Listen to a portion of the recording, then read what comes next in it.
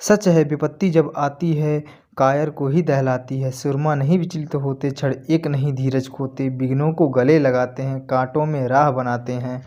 नमस्कार दोस्तों, EWS में आपका स्वागत है। लेसन प्लान के इस एपिसोड में आज का विषय है हिंदी पद्य है। प्रकरण वीर नहीं धीरज खोते, चक्र और अवधि विद्यालय के नियमानुसार होंगे। और हाँ दोस्तों, ये कक्षा 5 से लिया गया है।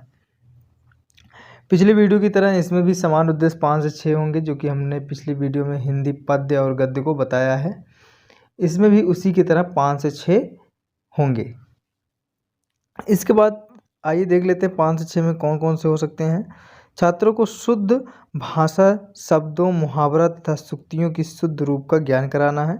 इसी प्रकार से पिछले वीडियो में हमने समान उद्देश्य के बारे में बताया है, तो आप जा करके अभी नहीं देखा तो डिस्क्रिप्शन में दिए गए लिंक के द्वारा आप जा करके देख सकते हैं। एक इसमें बढ़ाया गया छात्रों के शब्द भंडार में वृद्धि करना, इस प्रकार से। इसके बाद विशिष्ट उद्देश्य, जैसे कि हमने पिछली वीडियो में ये भी डिस्कस किया है कि किसी भी पुस्तक को पढ़ाने का 2 उद्देश्य होते हैं, एक समान होता है, दूसरा विशिष्ट होता है। तो सामान्य हम बता चुके हैं, विशिष्ट उद्देश्य 3 प्रकार के होते हैं। ज्ञानात्मक उद्देश्य, भावात्मक यानी बौद्धात्मक उद्देश्य, बोधात्मक उद्देश्य। इसके बाद आता है मनोगत्यात्मक, कौशलात्मक भी कहते हैं, साइकोमोटर भी कहते हैं। इस प्रकार से 3 उद्देश्य होते हैं। तो इसमें क्या होता है, इसमें होता है ज्ञानात्मक उद्देश्य में हो जाता है कि जान सकेगा। क्या होता है? जान सकेगा। जैसे कि छात्र में परिपक्वता की वृद्धि के अलावा आप वहाँ लिख सकते हैं परिपक्वता को जान सकेगा। भाषा के अनुसार परिपक्वता को जान सकेगा। छात्रों में नियमों की ज्ञान हो सकेगी या जान सकेंगे। छात्र कविता के माध्यम से नियमों को जान सकेंगे। इस प्रकार से होगा। आगे है छात्रों में आज्ञा पालन को भी समझ सकेंगे, यानी छात्र जो है आज्ञा पालन को भी जान सकेंगे। भावात्मक में उसमें जो विशिष्ट उद्देश्य होते हैं, कम से कम 2 से 3 पॉइंट होना चाहिए। यहाँ पे 2 पॉइंट है, तो उसके लिए परेशान होने की कोई बात नहीं, लेकिन हमने बताया है कैसे, फिर भी एक बार डिस्कस कर ही लेते हैं कैसे बनाया जाता है। तो आइए देख लेते हैं कैसे बनाया जाएगा। उसके लिए आपको जाना पड़ेगा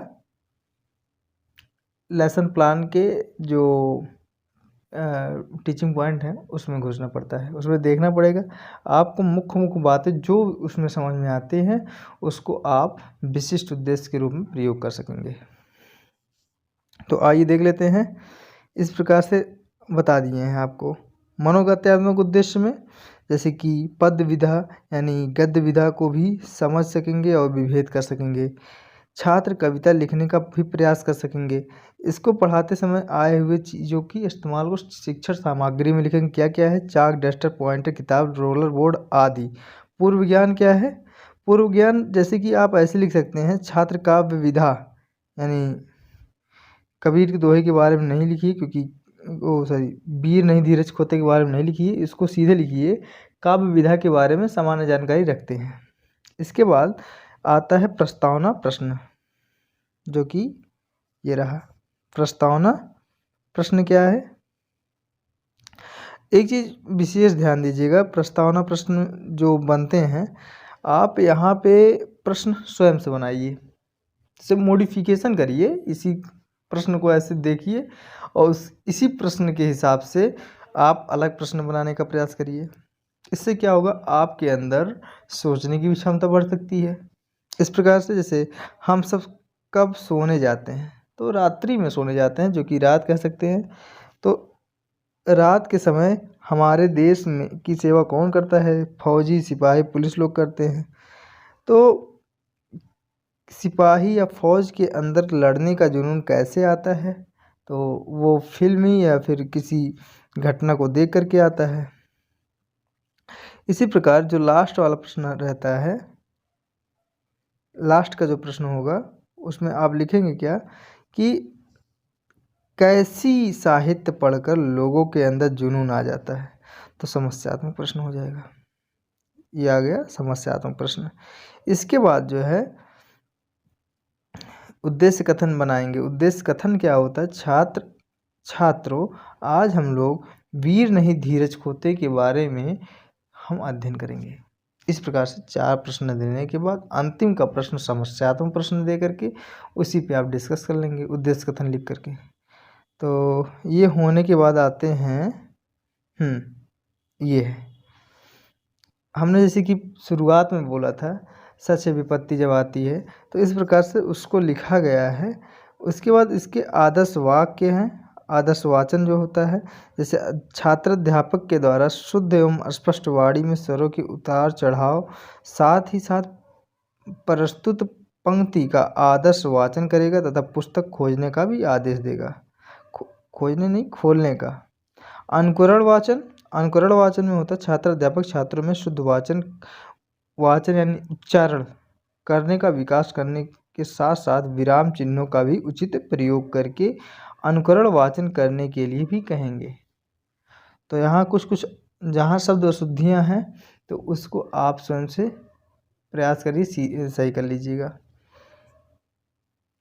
इसके बाद आता है उच्चारण संशोधन।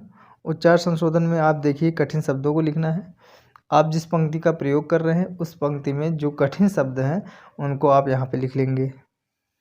ये सब होने के बाद आप उनके प्रश्न जैसे शब्द अर्थ बता देना है। शब्द अर्थ को आप श्यामपटकार पर जरूर लिखेंगे। आइए आगे चलते हैं। यहाँ पे आप 2 से 3 प्रश्न देंगे जो कि ये आपके इसी पंक्ति से रिलेट रहेगा। जैसे क्या है, भारत का प्रहरी किसे कहा गया है? तो हिमालय पर्वत यानी भारत के हिमालय पर्वत जो कि भारत का प्रहरी है। हम लोगों का प्रहरी कौन है? तो वीर, साहसी या सिपाही आदि ये सब। यहाँ पे समस्यात्मक प्रश्न नहीं होता है। तो यहाँ भाव विश्लेषण करेंगे किसका है। जैसे सच है विपत्ति जब आती है कायर को ही दहलाती, सुरमा नहीं विचलित होते, क्षण एक नहीं धीरज खोते, विघ्नों को गले लगाते हैं, कांटों में राह बनाते हैं। इस प्रकार से आप यहाँ पे लिखेंगे कि रामधारी सिंह दिनकर जी के द्वारा यह लिखित है, जिसमें विपत्ति यानी संकट जब भी मानव जात के ऊपर आता है तो मानव जात में सिर्फ जो कायर लोग होते हैं वही इस विपत्ति को झेल नहीं पाते, उस संकट को झेल नहीं पाते। जो सुरमा यानी वीर पुरुष होता है उसको उसी विपत्ति में ही अपना राह बना लेता है। इस प्रकार से इसका भाव अनुवाद किया गया है। तो आइए इसमें देख लेते हैं आगे काव्य सौंदर्य, जो कि अलंकार, छंद ये सब लिखना होता है। आप यहाँ पे जैसे रस है, वीर रस, इसको लिख लीजिएगा। बाकी व्याख्यान विधि है, प्रश्नोत्तर विधि है, ये सब। मूल्यांकन प्रश्न इसी लेसन प्लान के इसी पंक्ति से संबंधित रहेगा। जैसे कि विपत्ति शब्द का अर्थ क्या है, कायर शब्द का अर्थ क्या है, वर्तिका शब्द का अर्थ क्या है और सूरमा शब्द का अर्थ क्या है। इन सब प्रश्नों के अर्थ जो है, उत्तर जो है आप लिखेंगे श्यामपट कार्य पे। इसके बाद क्या है, कच्चा कार्य निरीक्षण, जो कि पिछली वीडियो हमने बताते हुए आया है कि, तो इसलिए इसको देर ना करते हुए इससे हम आगे बढ़ते हैं। पुनरावृत्ति प्रश्न में हम पिछले बार से बताते हुए आए हैं कि 4 प्रश्न होना चाहिए। यहाँ पे आप देखेंगे समानार्थी शब्द को भी इंक्लूड किया गया है। तो यहाँ जो है समानार्थी हो, विलोम हो, इन सब प्रश्नों को भी ले सकते हैं, लेकिन यहाँ पे एक ही प्रश्न को दिखाया गया है। तो आप लोग ऐसा गलती ना करिएगा, 4 प्रश्न आपको कम से कम लेने हैं, 4 से 5 प्रश्न को। इसके बाद आता है गृह कार्य में क्या है, सभी छात्र वीर यानी वीर नहीं धीरज को घर से कविता याद करके आएंगे। इस प्रकार से अगर हमारे लेसन प्लान का वीडियो आपको अच्छा लगा हो तो लाइक शेयर सब्सक्राइब करिएगा। और इतना ध्यान से सुनने के लिए, इतना धैर्य से सुनने के लिए आपको बहुत बहुत धन्यवाद।